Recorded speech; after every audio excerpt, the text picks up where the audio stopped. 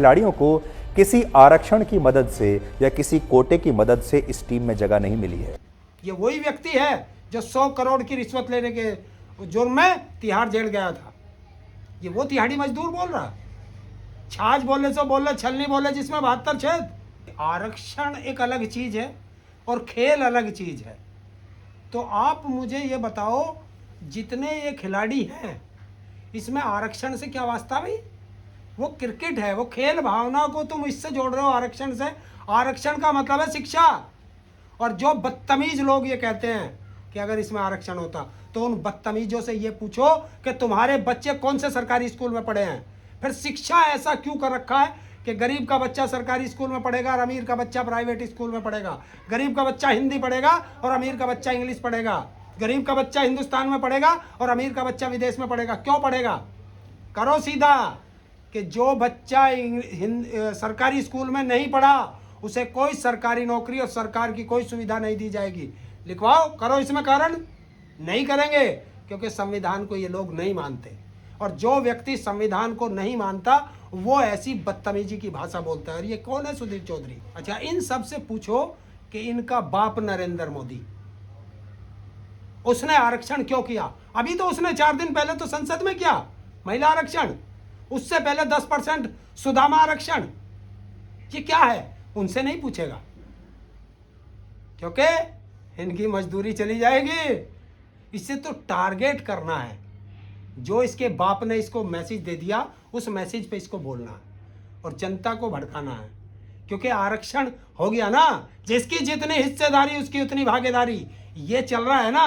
तो उसको काट करने के लिए ऐसे ऐसे ताड़ी मजदूर ये बाजार में आएंगे। तो और ये जाट आरक्षण, रही जाट की बात, इस नालायक को ये पता नहीं है कि हमारी जाति के 30 लड़के तो हरियाणा में शहीद हो गए थे इस आरक्षण के लिए। उसके लिए नहीं बोलेगा ये। जो आज भी हमारे बच्चे जेलों में पड़े हैं उसके लिए नहीं बोलेगा ये। अच्छा, जो सुधीर चौधरी है ये जाट आंदोलन में बात नहीं करता है, गुर्जर आंदोलन पे बात नहीं करता है, या पटेल जो आरक्षण पे उस पर बात नहीं करता है। देश में तो और भी बहुत सारे आरक्षण मिल रहे हैं, रेलवे में आरक्षण है, उन पे बात क्यों नहीं करते हैं ये? देखिए, ये लोग गुलाम हैं और गुलाम लोग सिर्फ अपने आका के लिए बोलते हैं। और जब गुलाम ऐसे लोग होंगे तो उनका क्या हाल होगा? इसको पत्रकार कहना पत्रकारिता को गाली देना है। ऐसे ऐसे पत्रकार हैं ये, इन्हें गाली, पत्रकारिता को गाली देना है। ये पत्रकारिता के नाम पर धब्बा हैं। सचिन तेंदुलकर को क्रिकेट का भगवान कहा जाता है, लेकिन वो 28 बार अपने क्रिकेट के जीवन में 28 बार नर्वस 19 का शिकार हुआ था। मतलब 100 रन बनाने से पहले ही 28 बार वो आउट हो गए थे। उन्होंने बहुत सारी असफलताएं हासिल हुई थी, लेकिन उनको क्रिकेट का भगवान कहा जाता है। दूसरी तरफ है ऐसी खिलाड़ी वंदना कटारिया हॉकी की, जिसने 300 इंटरनेशनल खिलाड़ी के तौर पर मैच खेले हैं इंटरनेशनल हॉकी में। और जब टीम इंडिया हार गई थी टोक्यो ओलंपिक में, तो अर्जेंटीना की टीम जीत गई थी। उसके बाद जो उत्तराखंड में उसके घर पर, वंदना कटारिया के घर पर जातिवादी लोगों ने पथराव किया था और आतिशबाजी करी थी। क्रिकेट में टीम इंडिया हारती है, उसके बावजूद सचिन को भगवान कहा जाता है। और वंदना कटारिया क्रिकेट वो अच्छा खेलती है हॉकी में, उसके बावजूद से घर में पथराव किए जाते हैं। ये जातिवाद ऐसा क्यों किया जाता है खिलाड़ियों के साथ में? देखिए, कुछ नफरती तत्व होते हैं और कुछ राजनीतिक तत्व होते हैं जो इसका फायदा उठाना चाहते हैं। जिस तरीके से कोई प्लेयर है जो भी भारत के लिए खेलता है वो अच्छे से अच्छा खेलने की कोशिश करता है, लेकिन कभी कभी कोई लक होता है, एक दिन होता है कि आज दिन तुम्हारा है कल दिन हमारा है।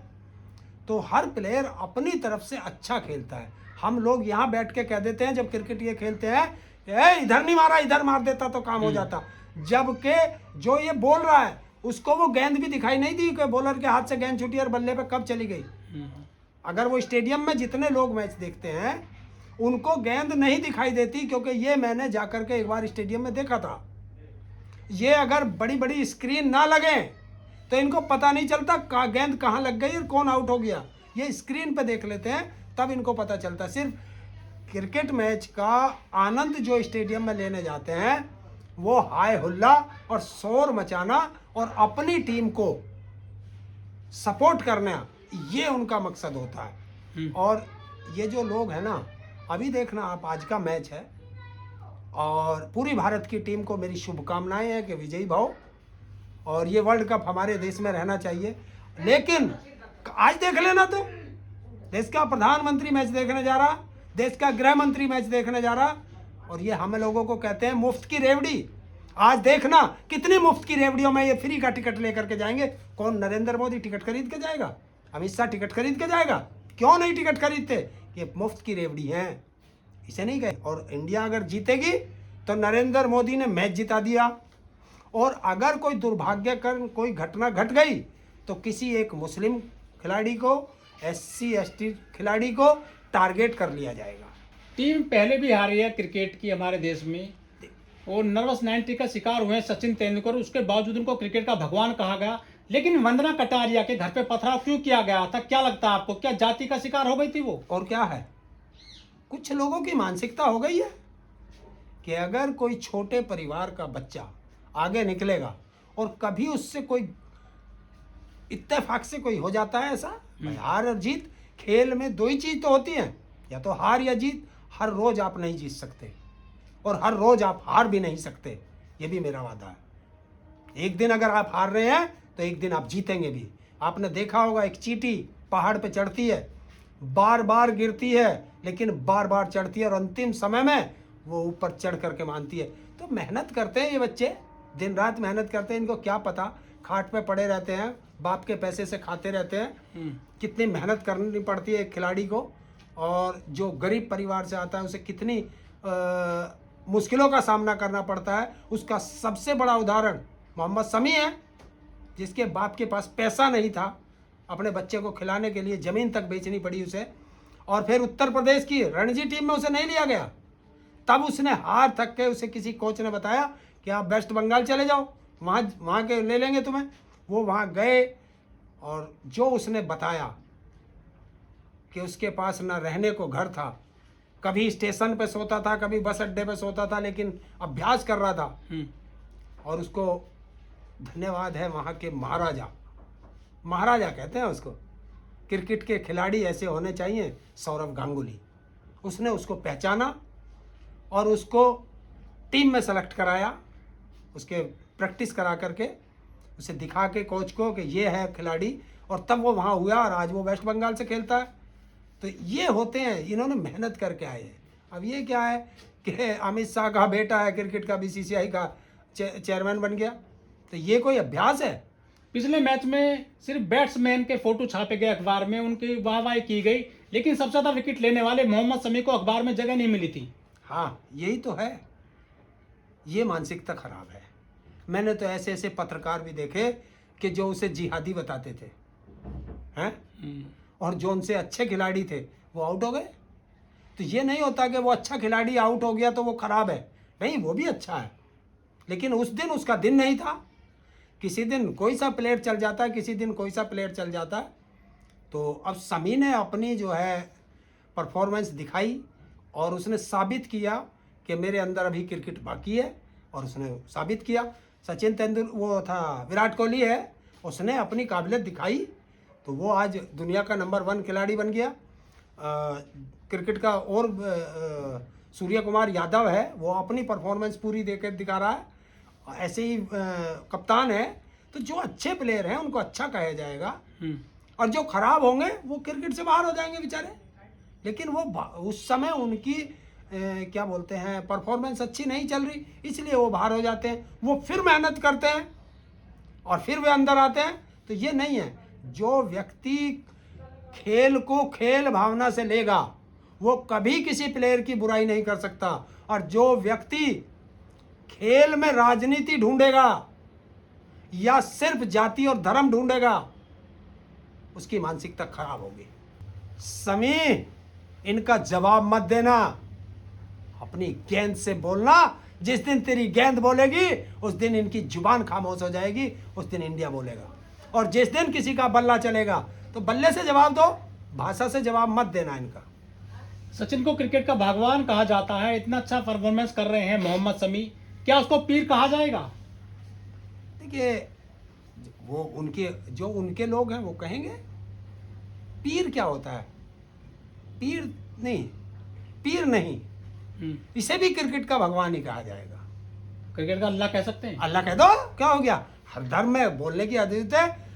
मुस्लिम अपने धर्म में अल्लाह कहते हैं, हिंदू अपने धर्म में भगवान कहते हैं, क्रिश्चियन अपने धर्म में ईसा मसीह कहते हैं, और जो सिख हैं वो अपने धर्म में वाहेगुरु कहते हैं। हर धर्म को अपनी अपनी बात कहने का अधिकार है। लेकिन धर्म नहीं सिखाता आपस में बैर रखना, ये धर्म नहीं सिखाता, ये नफरती चिंटू सिखाते हैं। लेकिन क्या लग रहा है, क्या होगा आज का मैच में? आज के मैच में मैं तो अरे इंडिया का हूँ, इंडिया जीतेगी, और सारे खिलाड़ी मेरे तो कंधे पे बैठे हैं। मैं तो चाहता हूँ ऐसा हो, और जब वो कप लेके मैदान में दिखाई दे तो 140 करोड़ लोगों का सीना चौड़ा हो जाएगा। नरेंद्र मोदी के नाम पर है स्टेडियम। देखिए स्टेडियम भाई सरकार तुम्हारी, तुम किसी भी नाम पे रख सकते हो। मैं उस स्टेडियम पे तो मैं जा ही नहीं रहा। मैं तो अपने 140 करोड़ जनता और जो 11 खिलाड़ी हमारे खेलेंगे और 4-5 खिलाड़ी जो रिजर्व में बैठे रहेंगे, 115 या 17 होते हैं, वो 15 या 17 खिलाड़ी, सबका सीना चौड़ा होना चाहिए, और 140 करोड़ लोगों की दुआएं उन खिलाड़ियों के साथ हैं, और जीतेगा इंडिया, बढ़ेगा इंडिया, और एक ही नारा, चक दे इंडिया। लेकिन मोदी जी ने इंडिया का नाम हटा दिया है तो देश से। इंडिया तो है नहीं, भारत बोलिए। आज देखना, चक दे इंडिया, और इंडिया की टीम मैं दिखा दूं सारी चीजें, इंडिया इंडिया आ रही है सब जगह। गुलामी का शब्द है सर, है गुलामी का शब्द है इंडिया।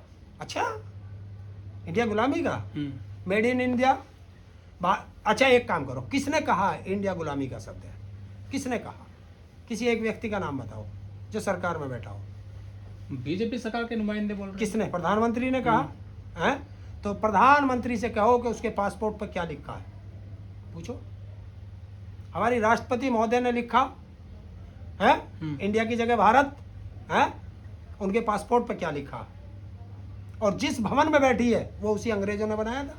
लेकिन कुछ लोग कह रहे हैं कि मोदी जी पनौती हैं, यदि वो गए ना आज क्रिकेट देखने के लिए, टीम इंडिया हार भी सकती है। देखिए मैं, हो सकता है जब कोई इतने हाई लेवल की खेल हो उसमें देश के प्रधानमंत्री और राष्ट्रपति को नहीं जाना चाहिए।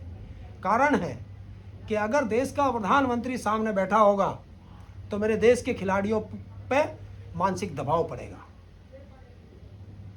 दबाव पड़ेगा, हौसला बढ़ाएंगे ये? नहीं, हौसला नहीं बढ़ाता। हौसला बढ़ाएगी वहां जो जनता बैठी है, जो दर्शक बैठे हैं, वो हौसला बढ़ाते हैं। इससे उन पे मानसिक दबाव पड़ेगा कि वो दबाव में रहेंगे कि मेरे देश का प्रधानमंत्री बैठा है या मेरे देश का राष्ट्रपति बैठा है। तो अच्छा खेलेंगे वो? नहीं, अच्छा नहीं खेलते। वो दबाव में रहते हैं कि कहीं कोई गलती ना हो जाए, राष्ट्रपति देख रहा है, कहीं कोई गलती ना हो जाए, देश का प्रधानमंत्री देख रहा है। प्रधानमंत्री और सुरक्षा की दृष्टि से भी देश के प्रधानमंत्री और राष्ट्रपति को नहीं जाना चाहिए, इनको टीवी पे देखना चाहिए। और जब इंडिया जीत जाए फिर उन खिलाड़ियों का सम्मान बढ़ाना चाहिए, ये होना चाहिए। कुछ महिला सेलिब्रिटीज है, वो कह रही है कि टीम इंडिया जीत जाती है तो कपड़े उतार देंगे हम, ऐसे भी है कुछ। जो इस तरह की नग्नता प्रदर्शित करेगा मैं उसका समर्थन नहीं करता। ये कहीं भारतीय संस्कृति में है ऐसे? नहीं, हमारी संस्कृति में नहीं है। मैं तभी तो कह रहा हूँ मैं उसका समर्थन नहीं करता। इस तरह की भाषा और इस तरह का व्यवहार हमारे हिंदुस्तान में नहीं होना चाहिए। हिंदुस्तान में नहीं, कहीं भी नहीं होना चाहिए। महिलाओं का सम्मान, जितना महिला कपड़े के अंदर रहेगी उतना महिला वो सुंदर दिखाई देगी, और जो महिला बिना कपड़ों के होगी वो उतनी नग्नता दिखाई